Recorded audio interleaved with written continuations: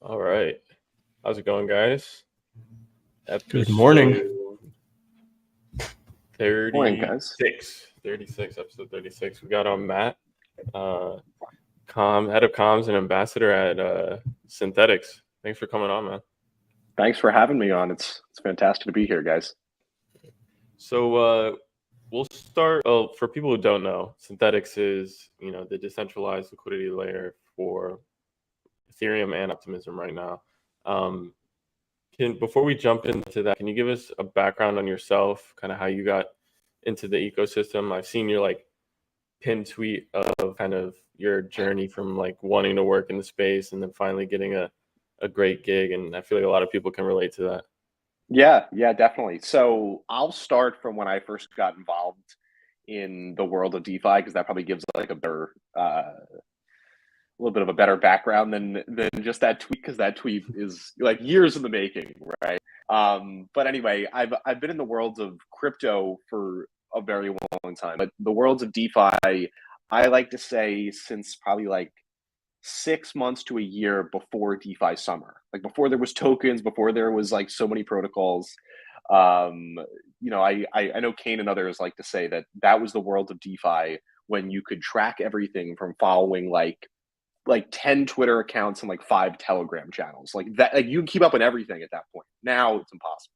But anyway, so I got involved in DeFi then. I saw it as a interesting place to park a little bit of money and earn a little bit of yield. I didn't really know what was going on, but I was like, oh wow, this is really interesting. We can earn these were yields from early lending protocols, before governance tokens or anything, but you could still earn 5, 6, 7%. And I was like, wow, this is really cool.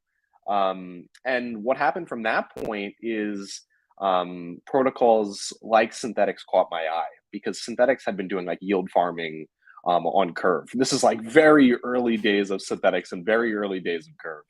I like to say that the most interesting thing that we could do back then in DeFi was use Yearn and Curve at the same time. And that was revolutionary. Oh my God, we can use a yield aggregator and we can LP. And that just blew my mind. I was like, I'm hooked on this. We could build composable apps and so on.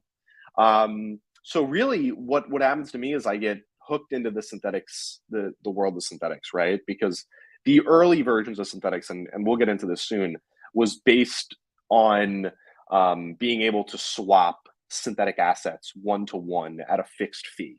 Now, in the early days of DeFi, that pitch is really amazing, because there's no liquidity anywhere. And when you're swapping, you're just getting hit with slippage all over the place. So I get hooked on this idea of Synthetix, and I'm just a community member for a long amounts of time, probably years before I really even got involved. And then my official getting involved in Synthetix was, I just started a Twitter account with my real name, with my real full name. And I started tweeting about Synthetix related topics, whether it was the Synthetix ecosystem, whether it was complicated things within Synthetix, because it's such a complicated protocol. And I just started doing that. I had a ton of free time, and I would just do it in my free time. And then it caught the eye of folks like Kane and other members of Synthetix, and high people from the Synthetix councils and so on. So from that point on, they had reached out and said, hey, do you want to help out with some of the comms effort? And it's been a wild ride from there. I help out with comms. I do some comms marketing. I help out with governance for the ambassadors. And the funny thing is that I was during the time of having my Twitter account and doing all this, I was going to school. I was full-time in uni, right? So in the early stages of me working for Synthetix, I was still finishing up a class or two, which was hysterical, having to tell people hey, yeah, I can't make this scheduled meeting because I'm in a class. I have to go to this class. Oh, what class? I'm oh, I just have 8 credits to finish up. But don't worry about that.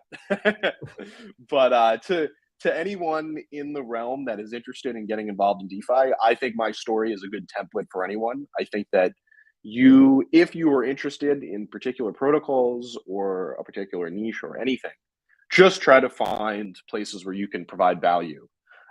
If you have the free time to do it, great. And you'll get noticed. Like these DAOs are very small, and there's not that many super active people, and I was one of them, right? And by some luck and by a good amount of volunteer hard work, I was able to jump into the space. So yeah, that's a bit about me. Happy to go from there. That's a great story. I think a lot of people underestimate just putting yourself out there, putting your thoughts out there, and kind of just seeing what the masses think and opening yourself up to like that kind of criticism. It's kind of how we got started. Obviously, the show is called Exit Liquidity. We like to kind of dabble into your journey a bit, kind of some of the most memorable moments where you might have been exit liquidity yourself. Wow, that's a very good one. Guys, I was gonna say the name of the podcast has me a little bit shook, but I'll anyway. When have I ever been exit liquidity? Oh, probably tons of times.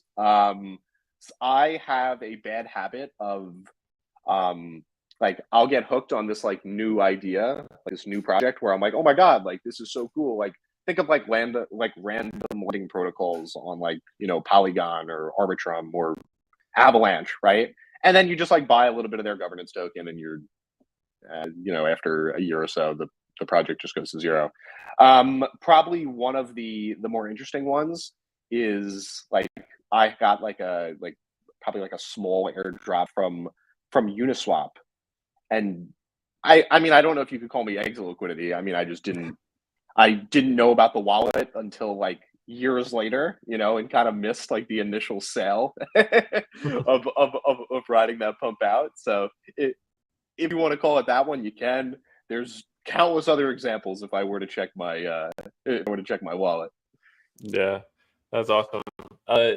Can you give us, we're going to touch, like you said, into the history of Synthetix, kind of like where you guys are at right now. But for people who are unaware, just give like the high level overview of what Synthetix is currently, what it does, what it's trying to accomplish. Yeah, definitely. So Synthetix right now is this back-end liquidity provider. And pretty much what that means is Synthetix is a liquidity layer for protocols that want to build on-chain derivatives and on-chain financial instruments. And that comes forth through two main synthetic assets. You have spot synthetic assets. You have spot synths, things like sBitcoin, sETH, sUSD, and so on. Those trade 1-to-1 at the the current Oracle price of those of those crypto assets. And then the more interesting one, in my opinion, is Synthetix Perps. Now, Synthetix Perps is a fully decentralized, fully permissionless on-chain perpetual futures protocol. But the Synthetix side is really served in the back end. Now, Synthetix provides the liquidity, the infrastructure, and so on. And then you have integrators, permissionless integrators like Quenta, like Polynomial. They build on top of Synthetix. And then from there, they deliver the trading experience to users. Now, that's like the long and short of Synthetix. Like we go so much deeper, but really, if a person is thinking about like how they could use Synthetix, there's really three ways. One is as a trader. You trade in one of the many Synthetix integrators that use the deep Synthetix liquidity to power things like spot synthetic asset trading. You have perpetual futures. You have options trading. You have options vaults. There's like 1-inch and curve integrate for things like atomic swaps, like people who are trading size on chain. If you're trading in the millions, right? Like a decentralized exchange, like a regular traditional DEX might not have the liquidity to support that, and it'll route through Synthetix synths. So that's how a trader would interact. The second person is a liquidity provider. Now, as of right now, those liquidity providers are just SNX stakers. You have the SNX token, you stake it into a contract, and you pretty much serve as the counterparty to the trades that are happening with the system. You earn inflationary rewards, you earn 100% of the trading fees for LPing the market, like someone would do for a Uniswap or something similar to that, right? Now, the third, which is a little bit like So it's a little bit more of an abstract thing to think about. But the third person who uses Synthetix are developers, right? Like you have people that are building on top of Synthetix liquidity and infrastructure. Like Quenta is a user of Synthetix. You know, they have obviously they build on top of the Synthetix perps contracts, but then from there they've built, and Quenta and Polynomial have both built so many great, amazing tools that have really helped the user experience. They've built things like Smart Margin. You know that Smart Margin, they built like limit order support, stop loss support, easy, like quick and easy deposits. Like they've built like, you know, this like more of this like front end user facing side that taps into the liquidity, but then also makes the user experience so much easier.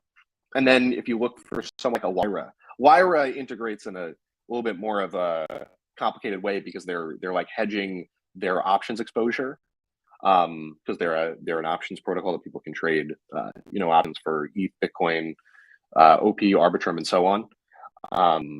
And they hedge their AMM or their like LP exposure to different options using Synthetix perps, right? Because it's a very capital efficient way to hedge. So yeah, if like the best three ways to think about it is Synthetix is this liquidity layer that enables developers to build derivatives and on-chain financial instruments. And then there's the three types of people that are integrating. Or three types of people that are using the system. You have traders, you have builders, and then you have the stakers, otherwise known as the LPs in the system. Awesome. And you touched a little bit about kind of history and governance. Those are two things I want to touch on a bit.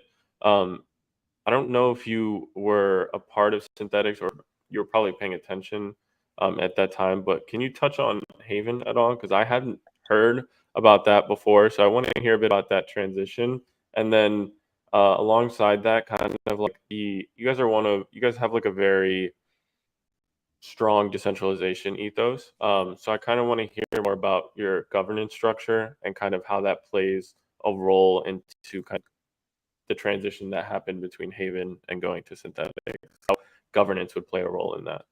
Yeah, definitely. So I'll touch on the governance in like the second part. So just like quick history on Synthetix. Synthetix was not the name of the protocol. The name early on was Haven, like you just said. Now Haven, compare it to something like MakerDAO, right?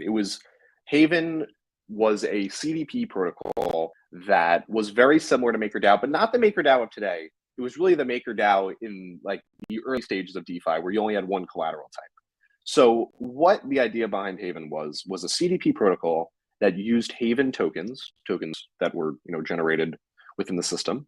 So you used Haven tokens as your collateral, and then you would create NUSD, this stable coin within the system, right? And now you had this fully decentralized CDP. The only, like, you know, obviously the core issue here is that you're not using a collateral type like, you know, like an ETH that has shown to have like this very long-term value. And that's why someone like MakerDAO did a fantastic job in that realm, and MakerDAO has expanded further. But the idea behind Synthetix at first, or Haven, was to be a CDP protocol in the early stages of DeFi, as there really was none of this stablecoin infrastructure. You know, these things didn't exist yet.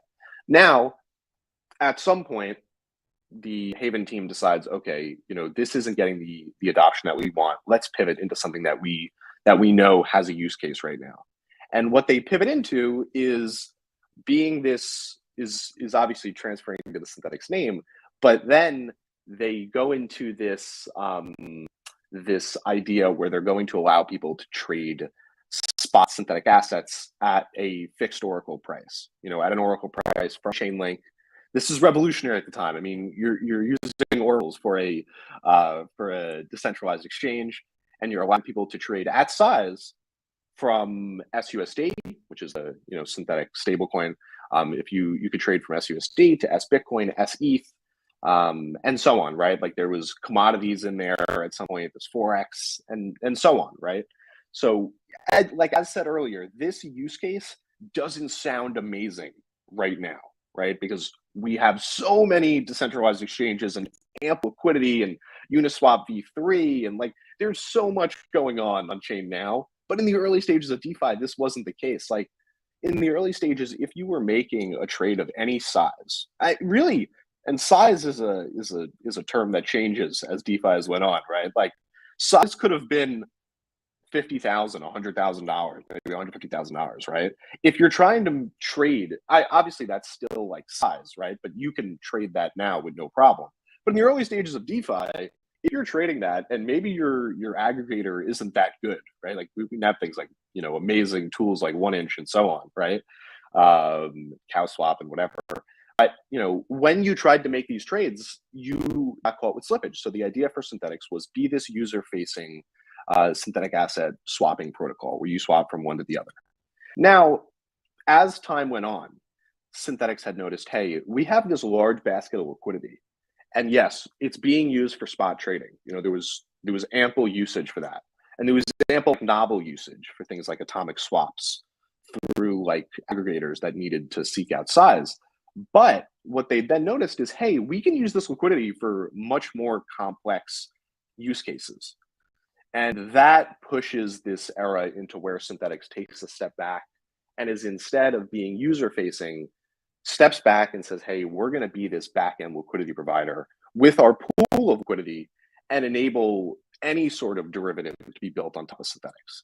So that's really where the protocol is now. And you've seen things like perpetual futures at Synthetix recently crossed $26 billion in trading volume, about 20-something million in fees returned to stakers.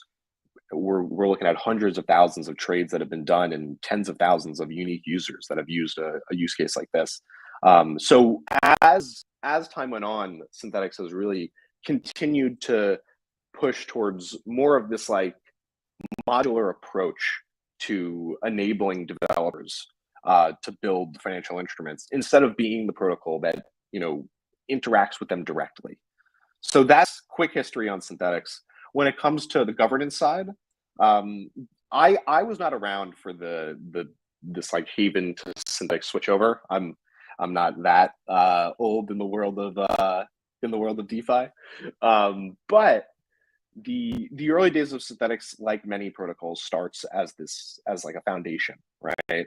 So that's if you look at many protocols, I can't even, I'm thinking like MakerDAO was a foundation at one point, but don't quote me on that.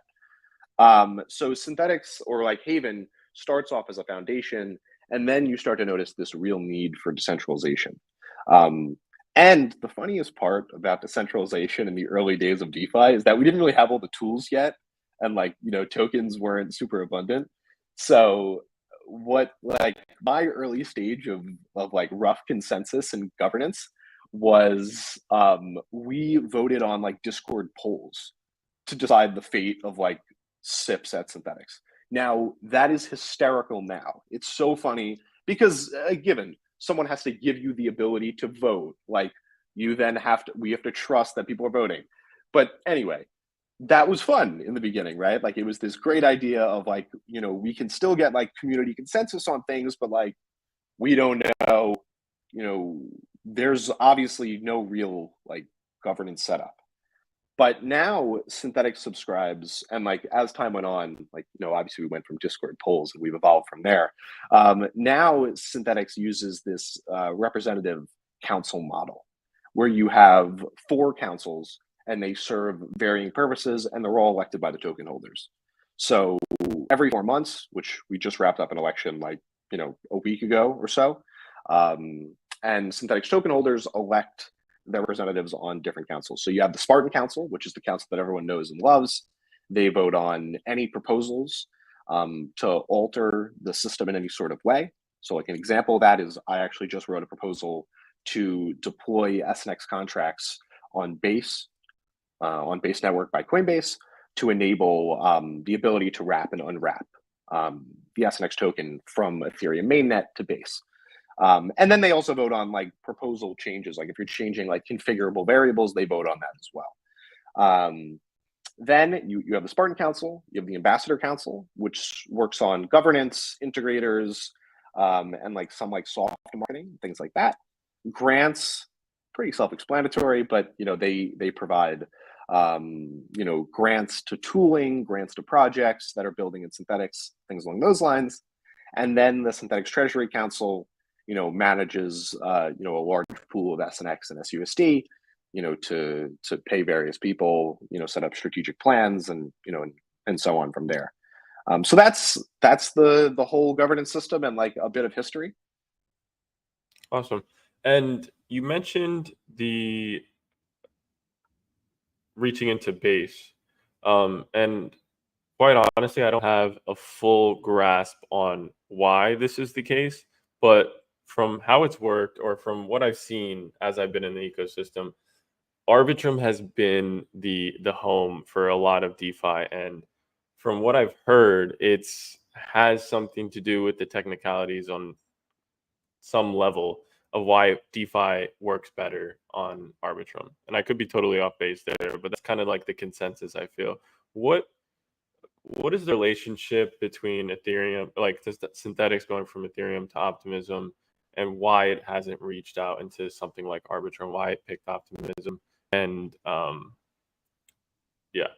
Yeah, definitely. So Synthetix has like a very rich history with Optimism as well. So like before Arbitrum even existed, or I'm not gonna go further and say like before it was an idea, but before Arbitrum even existed, Synthetix had this issue where its transactions are very gas intensive, right? Because you're relying on these oracles that you have to pull data from and you have to compute them. Like there's a lot that's going on within this system, and it's very complicated and so on. So you had the early stages of like once gas prices started to go out of control. Synthetix had noticed, hey, we have to go to a scaling platform of some sort. Now there was conversations to go to things like EOS, right, and like the early stages of Synthetix, and like other alt chains and things of that nature. But as time went on, Optimism had been this had been an option for Synthetix to go to, and before Optimism was even like live to like many projects, Synthetix staking was there. And Synthetix staking pretty much allowed like smaller stakers to still receive a part of inflation and things along those lines, right? For staking on Optimism, because they were pressed out of doing this on Ethereum mainnet. Like who's going to claim $60 in rewards on Ethereum mainnet when the transaction cost $120 in gas fees, right? It's insane to think of. It just doesn't work, right? So that's the reasoning that Synthetix really goes with Optimism first. And really, we've seen a host of benefits of building on Optimism. Like really, you wouldn't be able to build the sort of protocol that Synthetix has now, where you're supporting things like perpetual futures and options, option vaults, and like all these things can't exist on mainnet. I mean, they can, but they can exist in the performance is extremely different. Like you have to build it for mainnet instead, and you can't have small traders, doing these sorts of perps trades all the time. Like when I say we have 360,000 or like 300 something thousand trades going on in perps, imagine doing all that on mainnet. I mean, like you're looking at probably 10x the gas cost or much higher at crazier points. Now, when it comes to like why base is the second place to go for Synthetix, that is rooted in the fact that Synthetix's goals is really, building to be this like multi-chain protocol. But the first place to go will most likely be base, depending on how governance shakes out this conversation. But I expect it'll be base because base relies on the same code base as Optimism, right? You don't have developers that need to make sure that the code doesn't have to be changed or any new infrastructure requirements or anything. There's nothing different between these two code bases, between Optimism and base. They're the same exact thing, and that'll be the same exact for every superchain enabled protocol. So that's really the reasoning. When it comes to this thought of like Arbitrum has done like DeFi better, or that they have some sort of code that makes DeFi better, that's really not the case. Like there's no differences, or at least like no like massive differences that would change why a protocol would go to one or the other. And at the end of the day, like the Arbitrum folks are great. Like I know that in the future, and Kane just laid this out in a blog post maybe it's like 10 hours, 11 hours ago, that Synthetix, once they go to Base, will want to go to Arbitrum and, Polygon and other places as well. But, for the foreseeable future, I would say that, going to Base is the easiest next step and the best next step for the protocol. Yeah, that makes a lot of sense. I think Base is probably a good choice. And although I just don't really touch Optimism DeFi too often, I do find myself gravitating towards it to use Synthetix sometimes. Yeah, go I was just gonna say, for what it's worth, I feel like the whole like Arbitrum being the hub of DeFi thing isn't really true anymore. At least like not as much as it was like a year ago. Like Definitely. the scales definitely have shifted in Optimism's favor in the past, like, month to month at this point. Really, it's a very like continuous process that we're seeing happen. Yeah, I mean, like even for like last month, right? Like for last month, like the month of August, Synthetix ecosystem projects, like projects that are built on top of Synthetix perps, Quenta and Polynomial, they captured a majority of the on-chain perps trading volume that happened across all of DeFi, right? So this thought that Optimism isn't the DeFi hub, there's a lot going on in the world of Optimism. We have an ecosystem project, Lyra, that is building their own chain on the Optimism stack, right? So there is so much going on, and really, I always like to say, there's always like this continued like semi like Twitter beef with like Synthetix folks, GMX. You'll see like Gains Trade, sometimes DYDX, and so like there's always this like beef every now and again. But it's like, guys, we're fighting over the smallest of the smallest ponds right now. Like the worlds of centralized finance, perpetual futures trading, and spot trading, options trading, and everything else is massive.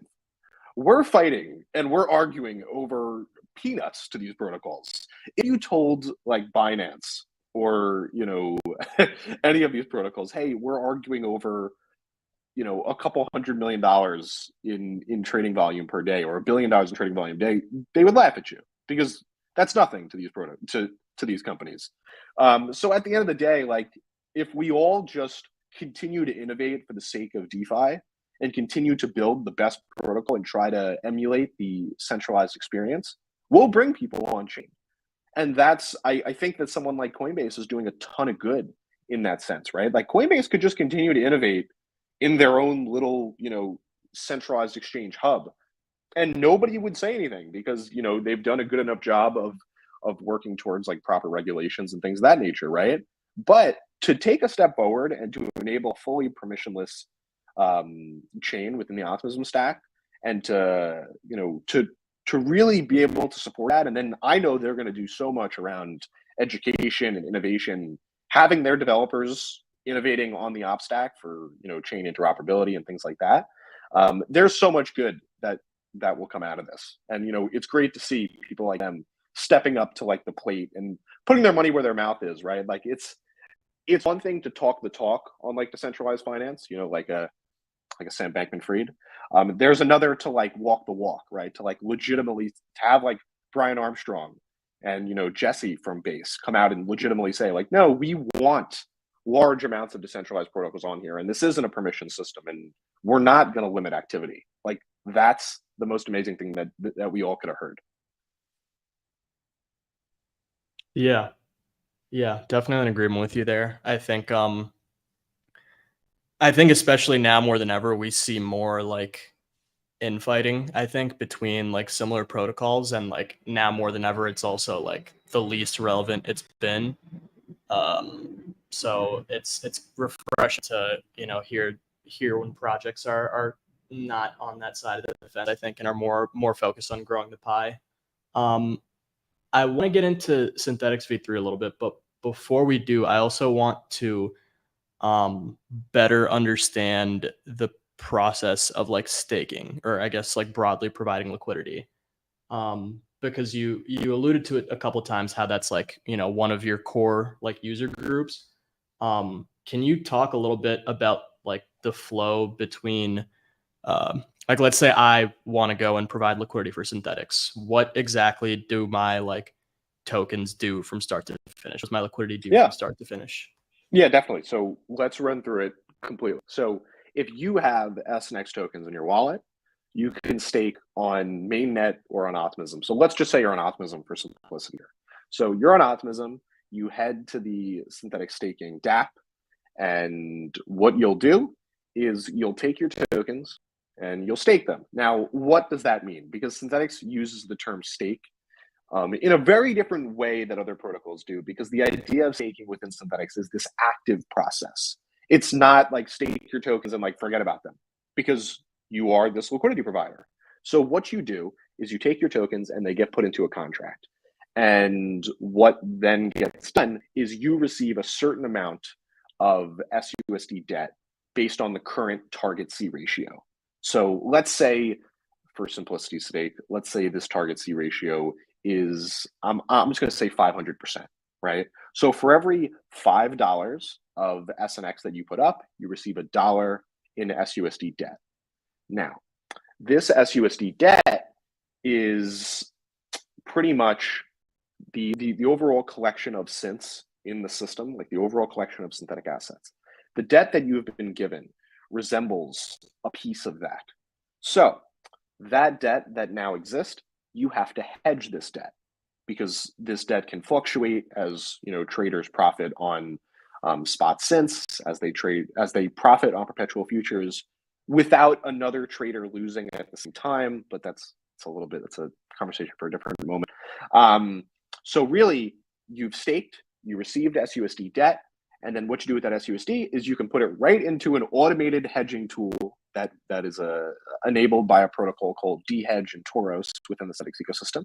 You dump it in there, and then you're relatively done. Now, I say relatively done because as the value of SNX moves up and down, and as the value of your debt moves up and down, you then have to make sure that your collateralization ratio stays at the target, stays near the target when you want to claim, because you can only claim your rewards when your C ratio, when your collateralization ratio is above the governance set target ratio. Now, that's done like any lending protocol or anything would do to make sure that you stay at a safe level in the system, right? Like, we don't want to give you $1 worth of debt for, you gave $5 worth in SNX, and let's say the SNX price goes down, right? Now you could be at a point where you're at an unhealthy level and you're close to liquidation or something along those lines. So let's get back on track here. So you take your SNX, you stake it, you receive a certain amount of SUSD. You put that in this thing called DSNX. It's an automated tool by dhedge and Toros that hedges your debt. Every week on Wednesday, which today is our sacred holy day, you will go and claim your SNX and your SUSD rewards. Now, that's what you do on a weekly basis. There's automated tools to do that for you as well. We've worked in this process, and so some of those were some of my passion projects that I was taking is so difficult. Let's try to make it easier. Now, the confusing part for a lot of people is, how does your debt get used by traders? Okay, so for something like perpetual futures, a certain governance sets parameters, and governance will say there's $40 million of open interest allowed to be traded for something like ETH perpetual futures. Now, okay, they will, traders can go trade that. Now, the perpetual futures system at Synthetix has been set up in a way where stakers aren't just hoping for traders to lose. That's a bad system. You don't want to have to rely on trader losses for you to not face any sort of hedging loss, right? So the system is created in a way to incentivize people to continuously keep open interest at 50-50, 50% long, 50% short, because that's what everyone wants to target within DeFi, and that's your best way. Because really, in the event that open interest is lopsided, let's say that you have 80% longs and 20% shorts, The other side of that, to like bring it back to 50-50, is taken on by stakers.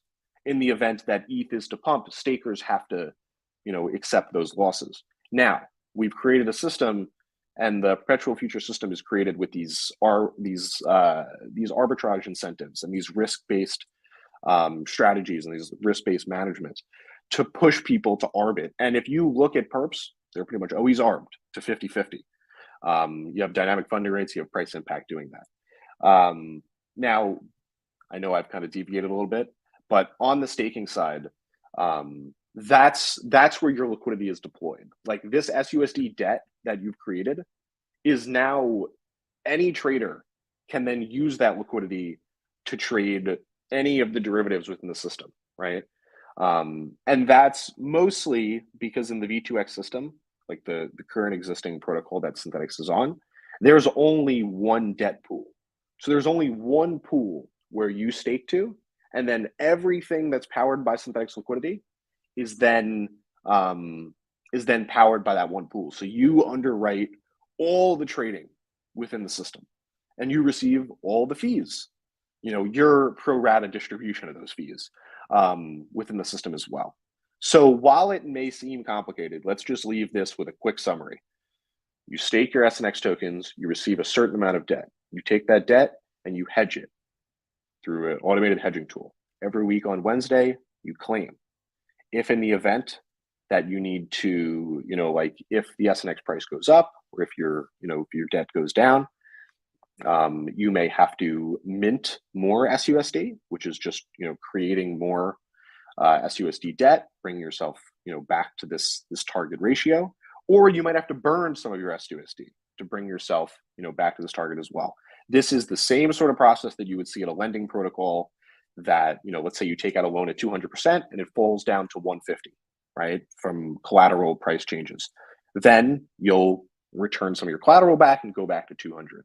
Now, that's a lending protocol. At Synthetix, you need to be at the target ratio to claim your rewards. So that's all of that. Let me know if there's anything else to include there. I know that staking at Synthetix can be a very complicated topic. Yeah. I think you did a pretty good job kind of explaining it in more approachable terms, though. I wasn't aware that debt is automatically issued to you when you stake. I assumed it was. I've never staked before, but I've always assumed that it was a very active management process every step of the way. So you have to like set your own. You have to determine how much debt you take on above the C ratio. You have to actively manage that. I wasn't familiar with like how I guess like how common the hedging opportunities are. Because to me it was in order to provide liquidity, you have to have exposure to Synthetix or to SNX. But if the hedging options are is like a key step of the process, I would imagine that it's a much more approachable thing. But I guess just like as a general question, like how active is the management process for that position? Yeah, so just to be clear here, to still stake within the system, you still currently you have to still hold SNX, and the hedging is to hedge your debt. It doesn't hedge your SNX price exposure. So that's still something that you have to consider when staking. Now within V3, the idea is to allow for a system that's agnostic to collateral type. So what that would mean is you could stake things like ETH or wrap staked ETH if governance was to approve it. Now to your question of like how active this process is, really depends on like how active you want to make it. Like at the end of the day, if you're using the automated hedging tools and you check in, once a week just to make sure that you've claimed, that you're eligible to claim, then that's as active as you need to make it. All you need to do is make sure that you're at the target ratio and make sure that you've claimed for the week. Now, like there's automated tools like Gelato that will check every 3 seconds if you're eligible to claim. And if you are, it'll automatically claim for you.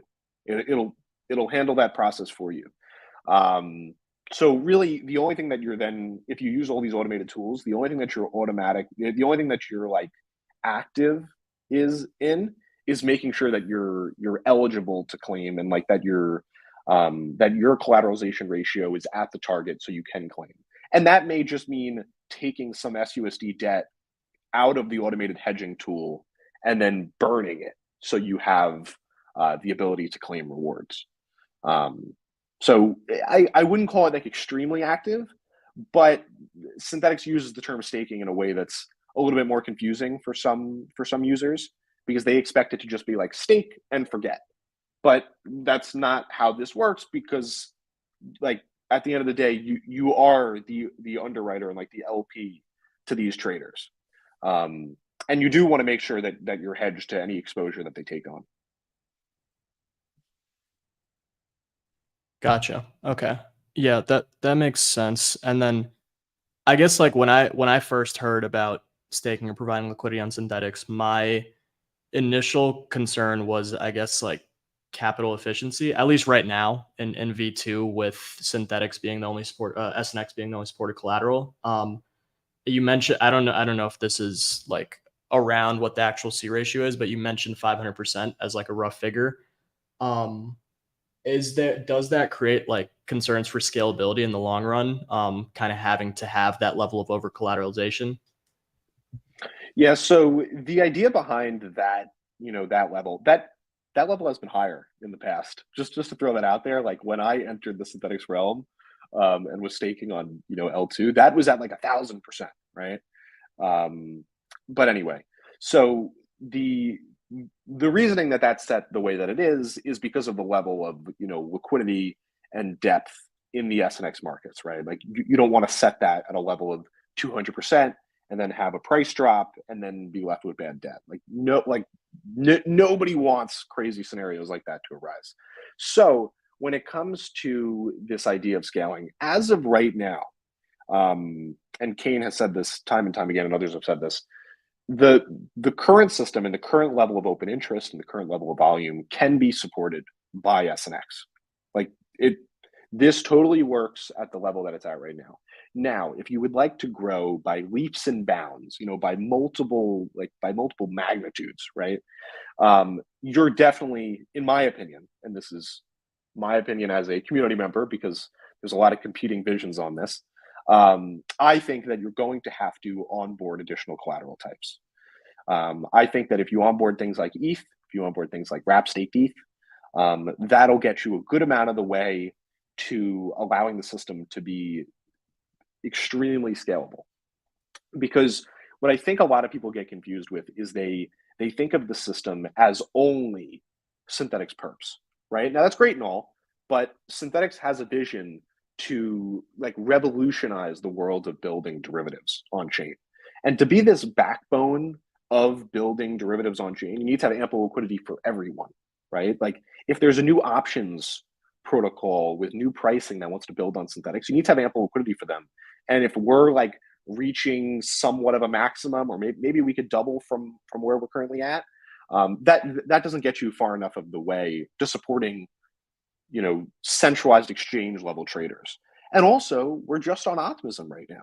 So imagine if you're trying to share this liquidity, not only on Optimism, but imagine trying to share this pool of liquidity on Arbitrum and Polygon and Base and so on, right? Now you're presented with an even bigger problem, right? Like if you're only using SNX as the collateral type.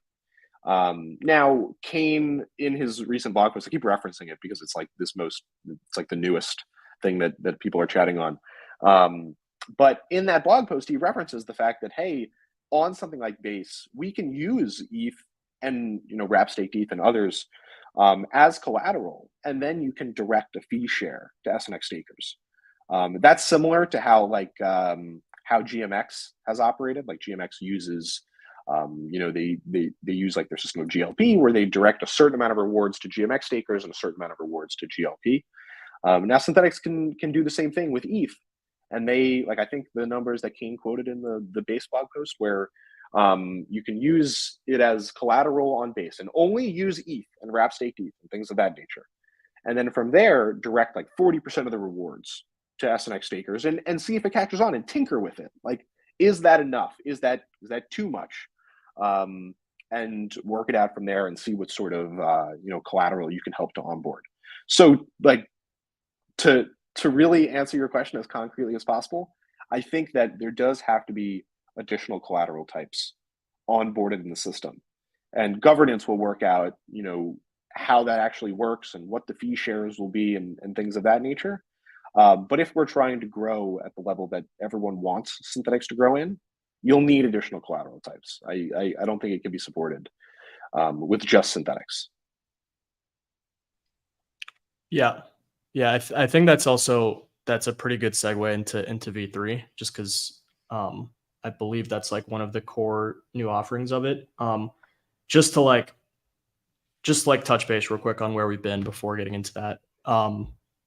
So Synthetix, you stake SNX, you take on SUSD debt, and then that's used to provide liquidity for synthetic swaps as well as perpetual futures. Obviously, a complete oversimplification, but can you talk a little bit about what exactly is planned to change in that process with V3? Yeah, so the overall idea behind V3 is I'll take it from a different realm rather than talk about what's changing, because the system is still very similar. But the idea behind Synthetix V3 is that it's the core of V3 is that it's a CDP protocol. We're back to the days of Haven, talking about Haven, MakerDAO, and so on, right? So V3 is this CDP protocol. And the differentiator between using a Synthetix CDP and using a MakerDAO CDP or Liquidity or one of the many others is that instead of just borrowing in the system, like you will be able to, if you want to use your SNX and borrow SUSD, you can do that. But the key differentiator here is the fact that you can then delegate that liquidity to a pool. And the idea in V3 is that there's many pools. So like there's many debt pools. And then there's also many markets below that. So really what you'd then be able to do, if we cut out some of like the confusing language that sometimes gets thrown around, you're able to then take your CDP liquidity, and then you're able to be an LP in markets and receive a part of the fee share for those markets. Now, there's so much more to talk about with V3. V3 is this re-architecture of the Synthetix protocol.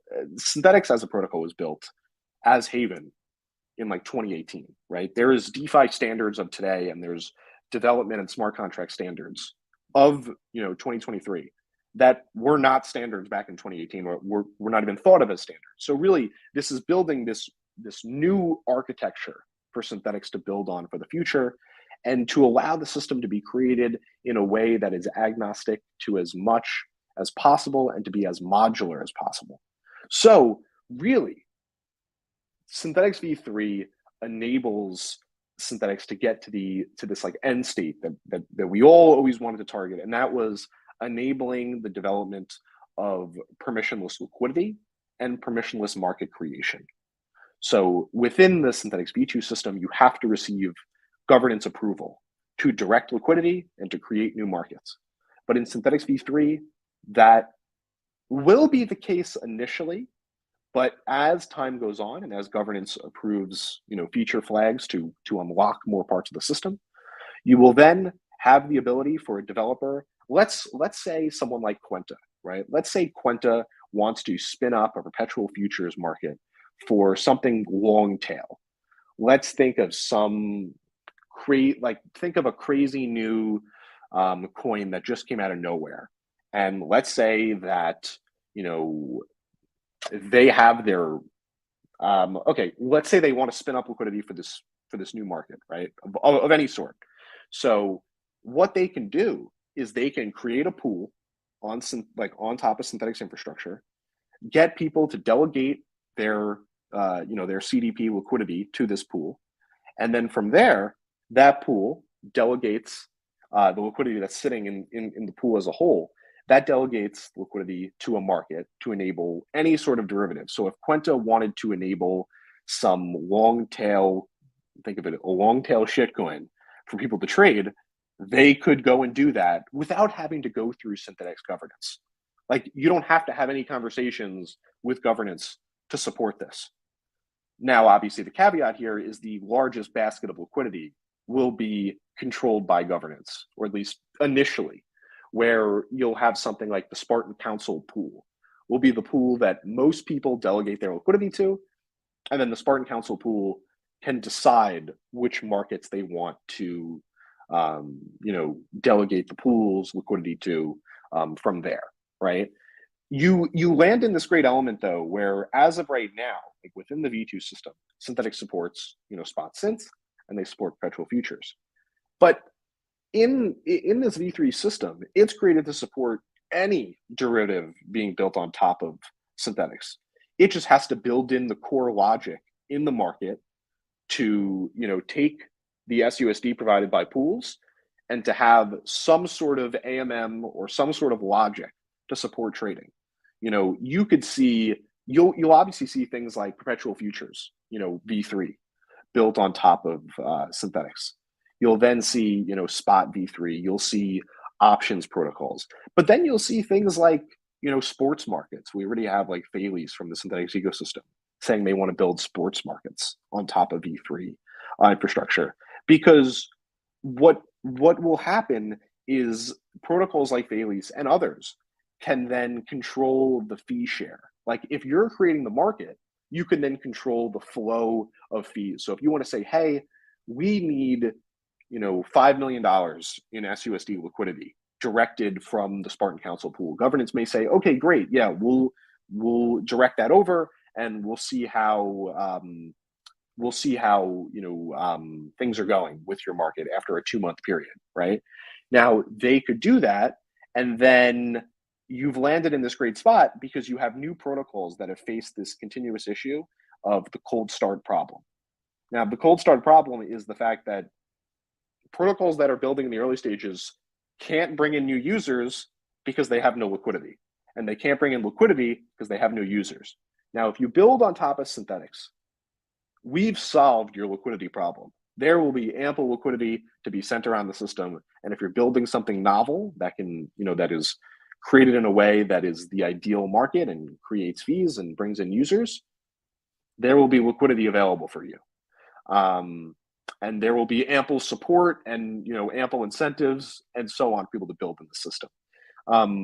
But to give you one thing to walk away with when it comes to Synthetix v3 is Synthetix v3, the core of it is a CDP protocol. You could take that CDP liquidity and you can delegate it to markets. And those markets are these markets is just this term within Synthetix to describe any sort of derivative or on-chain financial product created within this, within the Synthetix ecosystem. And these can be fully permissionless. And we're really standing at a point where Synthetix v3 has the ability to like revolutionize the idea behind creating on-chain derivatives, right? Like you don't need to reinvent the infrastructure every time that you want, to create things. Like you could tap into Synthetix liquidity, and then you could tap into cross-chain Synthetix liquidity, which is still being worked on, but then you would have the ability to have your same protocol on Base. You could have that same protocol on Arbitrum. You could have that same protocol on Optimism, right? And then from there, you have this like massive shared liquidity pool where you're just working on, trying to bring in as many users as possible. So yeah, that's V3 in a nutshell. It's really created to be like the most modular, agnostic system to oracles, collateral, market type, and so on. And it will really just usher in so many more developers building derivatives on chain. Yeah. I think there's definitely a lot to unpack there. I specifically, one of the things that I find interesting, because there's, Synthetix is one of like a handful of different approaches to solving this problem, is like liquidity for trading derivatives against like tail assets. And the way that I see it, when you want to offer a product like that, the two biggest problems are like liquidity and I guess like containment of like risk, I guess. So like a good example of the second one there would be like NFT perp. So like, they were offering trading for a variety of different NFT collections, and, they were all down only. Users were like 99% short, and there was no one there to like pay off that that counterparty. Is there like some sort of a contagion concern? Because you mentioned that a protocol or an exchange can offer any asset using Synthetix v3 without having to go through governance. If there's some asset that they offer that users are just wildly profitable at trading, will that affect like the larger liquidity basket? No. So within Synthetix v3, that will not be the case. The only way that it could affect a liquidity basket is if that liquidity basket was delegating their liquidity to underwrite that market. In V2X, that can't really be the case, though. In the current state of Synthetix, now it gets a little bit more on the confusing side, but in the current state of Synthetix, if that market was a spot asset, there's no caps in V2X on spot assets. Like there's, if you want to take all the SUSD in the world and convert it all to SETH, you can. Now, given like converting it to SETH is not like a legitimate risk, like a long tail asset. So to really just answer your question, no. The only liquidity that will be present for those assets is the amount of liquidity that has been delegated to underwrite that market. And that's the reason that Synthetix v3 is created in the way that it is, because it can enable these really liquid markets like ETH, Bitcoin, and think of like the top 25, most traded markets, right? Or maybe even top 50, right? That's people trade on centralized exchanges. But it can also enable the risk tolerance of an LP that wants to back something more long tail and maybe take in a lot more fees, depending on how trading goes. That's like the idea behind this is the same idea behind like Uniswap allowing anyone to LP on any particular token that they want to in a fully permissionless way. Like that's the goal of Synthetix, but the only available liquidity is what people have given and what people have, allowed. Gotcha. Okay. I think that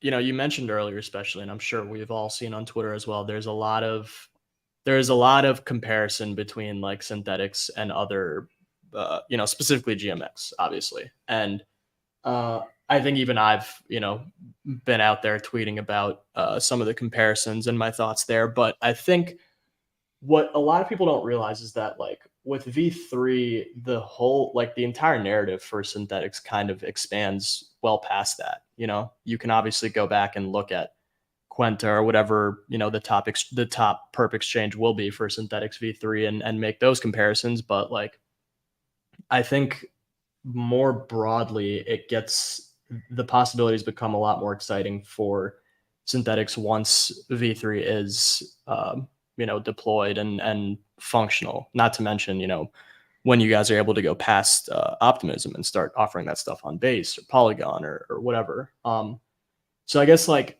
a broad kind of question I have for you, which I'm hoping will be entirely opinionated, is like what is your like favorite like long-term vision for Synthetix? Like 5, 6, 7 years from now, what are some of the most like exciting possibilities you have in mind? Yeah, no, I can definitely be as opinionated as possible. Just to touch on like some of these like comparisons to like GMX before we get into my long-term vision. Like my thought and like what I always say to people is that you really can't compare these two protocols. Yes, as you said, you can compare Quenta, which is backed by Synthetix perps, and GMX. That you can do all day, every day. But you can't compare a liquidity provisioning backend protocol like Synthetix is, and it aims to power all these different derivatives with a protocol that is just doing perpetual futures, right? Like it doesn't make sense. There's really no comparable protocol that is doing what Synthetix is currently doing. So yeah, just totally agree with that. Makes a ton of sense. If only Twitter would agree with that one too. But anyway, as to my vision for Synthetix, My vision for Synthetix is really rooted in this cross-chain thesis, right?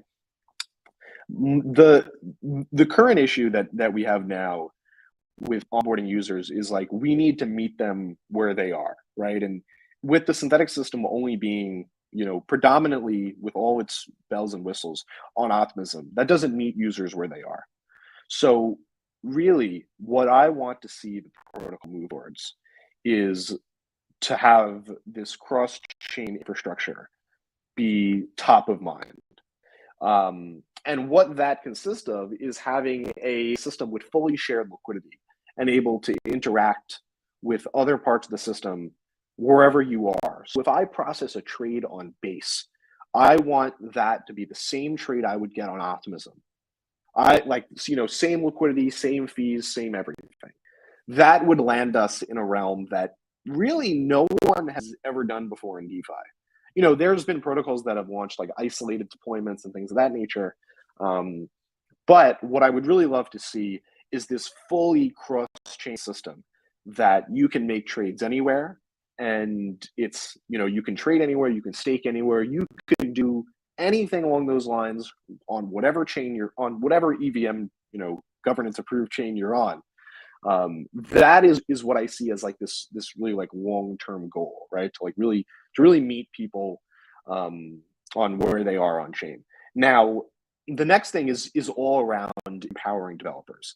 I think that has to be a critical mission for Synthetix going forward. It has been one in the past, but we've been able to rely on either protocols that have spun out of Synthetix, like Quento was originally Synthetix Exchange, right? And you can't rely on that going forward. You can't rely on like spin out projects continuing to be like the #1 innovators on top of Synthetix. What I want to see is ample developer incentives.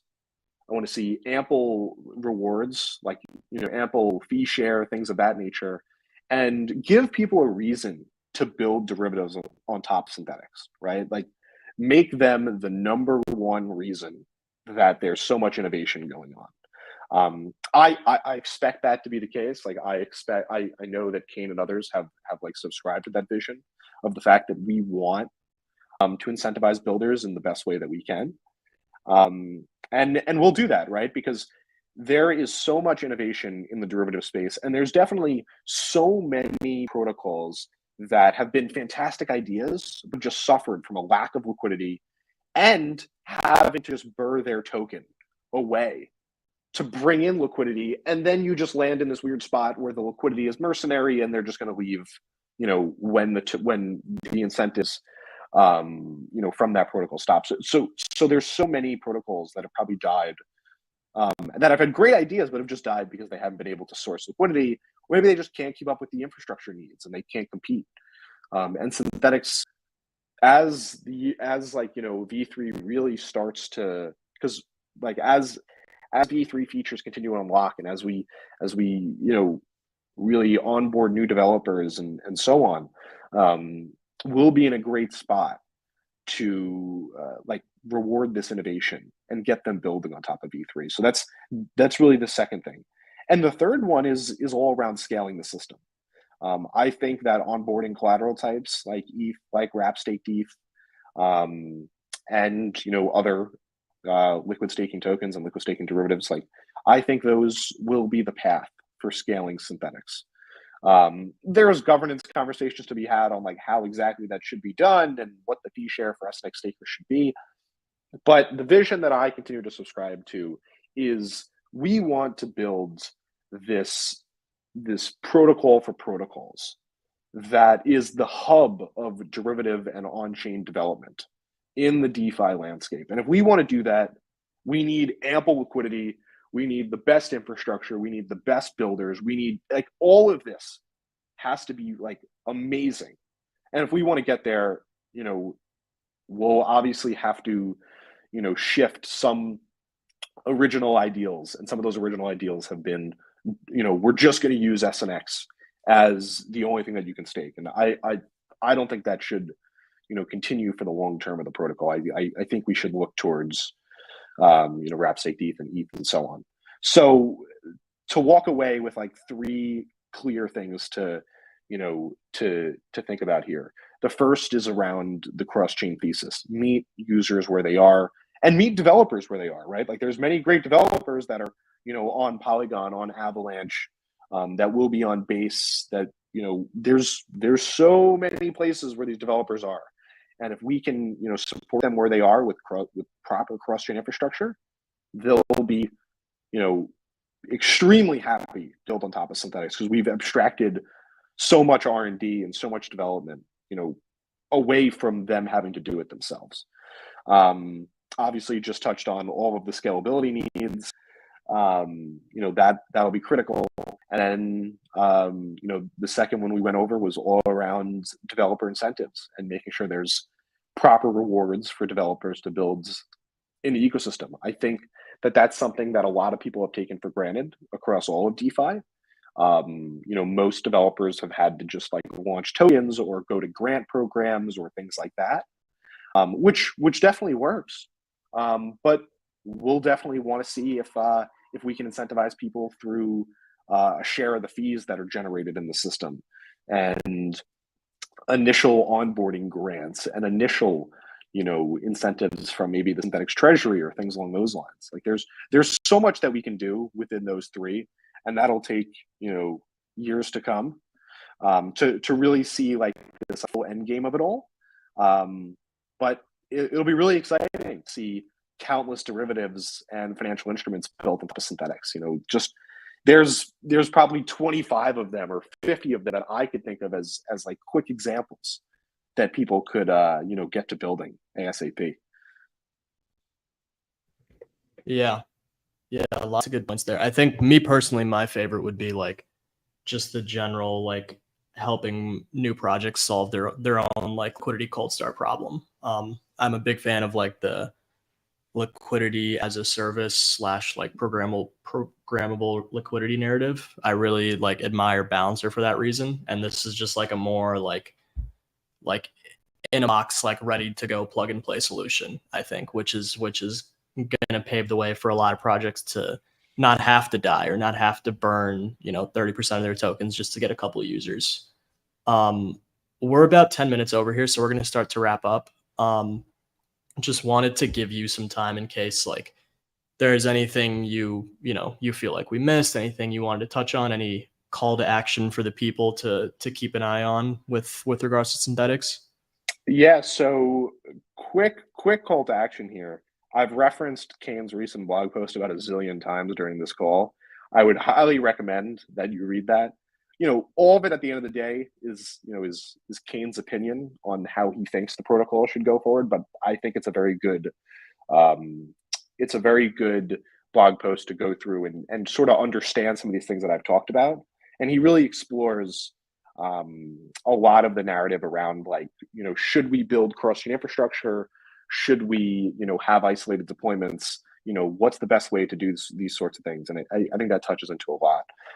When it comes to additional call just to confirm, is this his Mirror article, like A New Hope? Yep.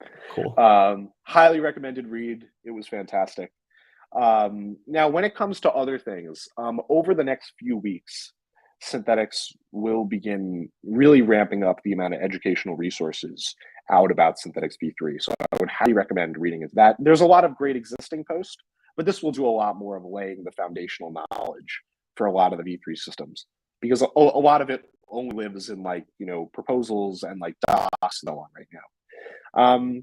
And the next part is to watch out for the Synthetix Perps v3 testnet competition that'll be happening relatively soon, in the next 2 weeks or so. It'll be happening on Base, because I don't know if I was fully clear on this, but Synthetix v3 as a like the idea behind Synthetix v3 is actually live right now. It's live, it exists, it's on mainnet, it's on Optimism, and testnet is on Base, and the other testnets as well.